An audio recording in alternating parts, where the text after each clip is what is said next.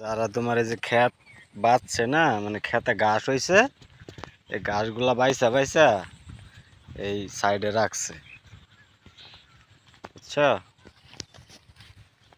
ক্ষেতে ঘাস আছে না, ক্ষেতের ঘাসগুলা বাইসা বাইসা ইয়ের মাঝে রাখছে।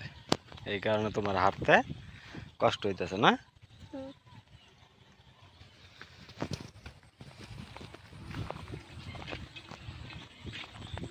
তুমি এটা পার হইতে পারবা? এই ড্রেনটা পার হইতে পারবা?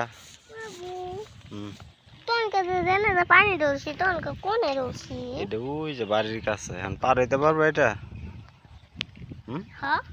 না না, পারতো না, পারতো না, আমি পার করে দিই। ধরো এই যে পয়রা বীজ পরে এমনি যাইতে পারবি, বীজের অবস্থায়। কথা বোঝে না বেটা। নিয়ে যাবো এভাবে লাফিয়া লাগে।